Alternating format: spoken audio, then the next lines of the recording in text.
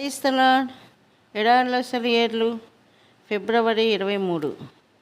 గొర్రెలను కాయిచుండ సింహమును ఎలుగుబంటియును వచ్చెను. 1 సమూయేలు 17:34.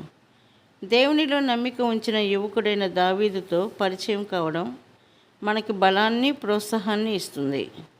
దేవునిపై విశ్వాసం మూలంగా అతను ఒక సింహాన్ని, ఎలుగుబంటిని చంపాడు.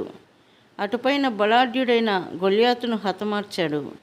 గొర్రెల మందను చెదరగొట్టడానికి వచ్చిన ఎలుగుబంటి దావీదు పాలిట గొప్ప అవకాశమైంది.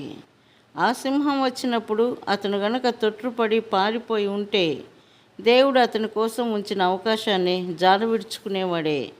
ఇశ్రాయేలీయులకి దేవుడు ఏర్పరిచిన రాజుగా ఎన్నటికీ పట్టాభిషేకం పొందేవాడు కాడు. సింహం రావడం దేవుని ప్రత్యేక ఆశీర్వాదమని ఎవరూ అనుకోరు. ఇది హడలగొట్టే సంఘటనే, కానీ సింహం మారువేషంలో ఉన్న దేవుని అవకాశం. మనకెదురయ్యే ప్రతి ఆపదను మనం సరైన దృష్టితో చూసినట్లయితే అవన్నీ అవకాశాలుగా మారిపోతాయి. వచ్చే ప్రతి శోధన మన పెరుగుదలకు ఒక మెట్టు.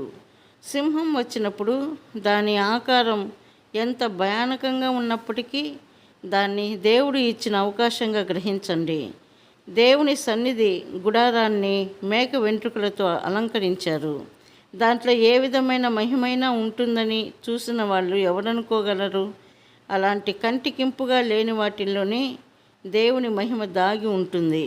శోధనల్లో, శ్రమల్లో, ఆపదల్లో, దారిద్ర్యంలో మనం దేవుణ్ణి చూడగలిగేలా ఆయన మన కన్నులు తెరుస్తాడుగాక.